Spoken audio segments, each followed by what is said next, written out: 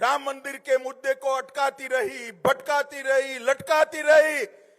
नमस्कार, मैं हूं एस के पाल। आप देख रहे हैं युवा तक भारत। आज हम चर्चा करेंगे तेलंगाना में सीएए को लेकर के अमित शाह ने किया बड़ा ऐलान। अमित शाह ने कहा कि मेरे शपथ पत्र में ही पहला जो चुनावी शपथ पत्र था उसमें पहला ही जिक्र था राम मंदिर को बनाने को लेकर के। उसको लेकर के क्या बोले, फिर हमलावर क्यों हुए विपक्षियों पर, इंडिया गठबंधन को लेकर के किस तरीके से एकदम से आक्रोशित होकर के हमलावर हुए, आइए देखते हैं इस रिपोर्ट में। मैं भी निरुत्तर था। पहले पेज में क्या था? क्या था हमारे संकल्प पत्र के पहले पेज में? पहले पेज में था अयोध्या में भव्य राम मंदिर हम बनाएंगे। 500 साल से पूरे देश के सभी श्रद्धालु चाहते थे कि अयोध्या में भव्य राम मंदिर हो और रामलला सम्मान के साथ अपने मंदिर के अंदर विराजमान हो। एक कांग्रेस पार्टी 70 साल तक राम मंदिर के मुद्दे को अटकाती रही, भटकाती रही, लटकाती रही। अरे आपने तो बनाया नहीं मंदिर, मोदी जी ने बनाया। प्राण प्रतिष्ठा थी, आपको निमंत्रण दिया, आप उपस्थित भी नहीं रहे। वोट बैंक की लालच से आपने राम जन्मभूमि के प्राण प्रतिष्ठा का बहिष्कार किया। मित्रों, दूसरा वादा क्या था? कश्मीर से हम धारा 370 को समाप्त कर देंगे।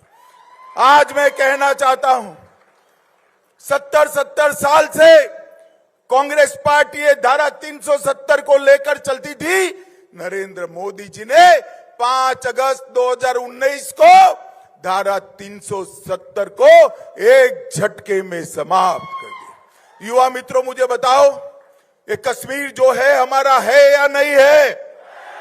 अरे जोर से बोलो, है या नहीं है? धारा 370 हटनी चाहिए थी या नहीं हटनी चाहिए थी? एक कांग्रेस पार्टी तुष्टीकरण की राजनीति के कारण धारा 370 हटाती नहीं थी।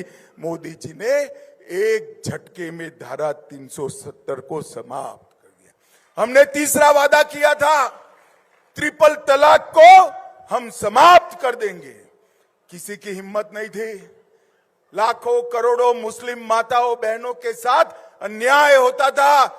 मुस्लिम की बात करने वाले, माइनॉरिटी की बात करने वाले मुस्लिम माताओं की आवाज नहीं सुनते थे। मोदी जी ने ट्रिपल तलाक को समाप्त कर दिया और देश में सभी को अधिकार मिला। मोदी जी ने कहा था कि हम महिलाओं को 33% आरक्षण देंगे। कांग्रेस पार्टी सालों तक सत्ता पर रही, परंतु उनको 33% आरक्षण रिजर्वेशन नहीं मिला। मोदी जी ने विधानसभा और लोकसभा में मातृशक्ति को 33% रिजर्वेशन देकर मातृशक्ति का सम्मान करने का काम। और अभी कल ही हमने कहा था हम सीएए लाएंगे। कांग्रेस पार्टी सीए का विरोध करती थी। आजादी के वक्त से कांग्रेस पार्टी और हमारे संविधान निर्माताओं का वादा था कि बांग्लादेश, अफगानिस्तान और पाकिस्तान से जो शरणार्थी आएंगे, जो वहां की प्रताड़ना झेल कर आएंगे, उसको हम नागरिकता देंगे। मगर तुष्टीकरण की, वोट बैंक की राजनीति के कारण कांग्रेस पार्टी इसका विरोध करती थी। लाखों करोड़ों लोग पाकिस्तान से और बांग्लादेश से अपना धर्म बचाने के लिए, अपना सम्मान बचाने के लिए इस देश में आए। उनको नागरिकता नहीं मिलती थी। अपने ही देश में वो नागरिकता के बगैर अपमानित होते थे। नरेंद्र मोदी जी ने हिंदू, बौद्ध, जैन, ये सारे सिख, ये सारे लोगों को नागरिकता देकर उनका सम्मान करने का काम नरेंद्र मोदी जी ने किया। भाई और बहनों, हमने इस शरणार्थियों को सम्मानजनक जीवन देने का काम किया है। उनकी संस्कृति, उनकी भाषा, उनका धर्म, उनके परिवार की महिलाओं का सम्मान, उसका रक्षा करने का काम किया है। और आज से कल से इस देश में आया हुआ हर एक शरणार्थी मेरे और आपके जितना ही अधिकारी है इस देश पर, यह अधिकार हमने इनको दिया है। कांग्रेस ने इसका भी विरोध किया। मित्रों, 10 साल में हमने कई सारे रिफॉर्म किए हैं और मैं आज आपको बताना चाहता हूं, 10 साल पहले मैं जब यूपी का इंचार्ज था, 2014 में, सोशल मीडिया की ही मीट थी, इतनी बड़ी तो उस वक्त होती नहीं थी। आगरे में छोटा सा हॉल था, 300 सोशल मीडिया वॉलेंटियर्स थे। सारे लोग कहते थे हमारे लिए फोन बड़ा महंगा पड़ता है और डेटा का रेट भी बहुत ज्यादा है, इसलिए हम सोशल मीडिया पर ज्यादा काम नहीं कर सकते। आज मैं आप सभी मेरे साइबर योद्धाओं को कहना चाहता हूं, आपके हाथ में आज मेक इन इंडिया का फोन है और सबसे सस्ते डाटा के साथ आप इंडिया की सक्सेस स्टोरी को दुनिया भर में पहुंचा रहे हो। ये डिजिटल क्रांति नरेंद्र मोदी जी ने लाई है। मित्रों, आज तेलंगाना की जनता ने फैसला एक प्रकार से 3 पार्टियों के सामने भाजपा का चुनाव है, कांग्रेस पार्टी, टीआरएस और मजलिस। मगर मैं कहता हूं ये तीनों पार्टियों का एजेंडा एक ही है।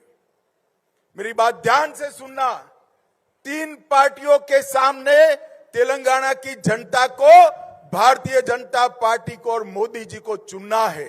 एक कांग्रेस पार्टी, 2 टीआरएस, तीसरा मजलिस। परंतु पार्टी कहने को 3 है मगर एजेंडा एक ही है। एक कांग्रेस और टीआरएस मजलिस के एजेंडे पे चलते हैं, मजलिस का एजेंडा लागू करता है। मुझे भाइयों और बहनों बताओ, हैदराबाद स्थापना दिन मनाना चाहिए या नहीं मनाना चाहिए? जोर से बोलिए, मनाना चाहिए या नहीं मनाना चाहिए? ये मुस्लिम रिजर्वेशन हटना चाहिए या नहीं हटना चाहिए? जोर से बोलो, हटना चाहिए या नहीं हटना चाहिए? क्या कांग्रेस हटा सकती है?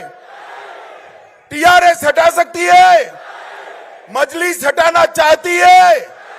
ये तीनों एक दूसरे के चट्टे बट्टे हैं। ये तीनों पार्टियां एक है। सिर्फ एजेंडे में नहीं, तीनों पार्टियां परिवारवादी पार्टियां हैं। कांग्रेस पार्टी 4 पीढ़ी से जवाहरलाल नेहरू, इंदिरा गांधी, राजीव गांधी, सोनिया गांधी और राहुल गांधी,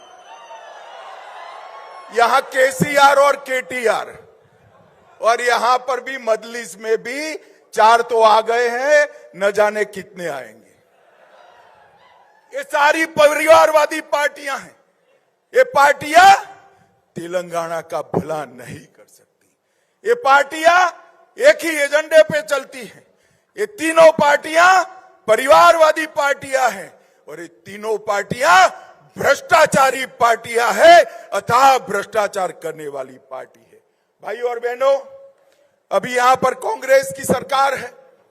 मैं कांग्रेस के मुख्यमंत्री को कहने आया हूं, भैया जरा आपकी पार्टी के घोटाले को मैं लिस्ट देता हूं, तुम जरा तेलंगाना की जनता को जवाब देना।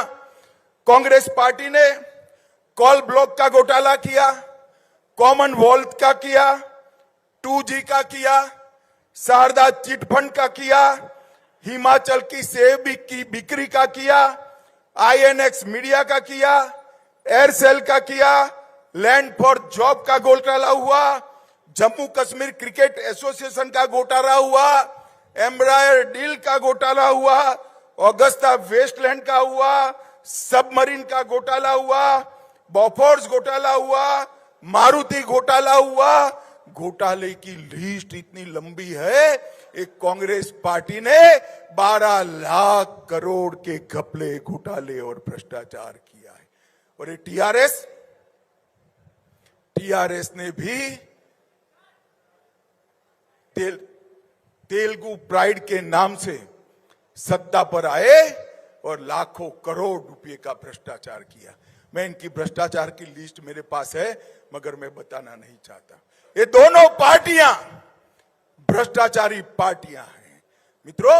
ये तेलंगाना का भला नहीं कर सकते। ये दोनों पार्टियां भ्रष्टाचारी पार्टियां हैं और ये तीनों पार्टियां तेलंगाना को विकसित तेलंगाना नहीं बना सकती। ये तीनों पार्टियां का एजेंडा अलग है, परिवारवाद के साथ अपने परिवार का भला करना। मुझे बताओ, जो अपने बेटों बेटी के लिए राजनीति में है वो तेलंगाना का भला कर सकते हैं क्या?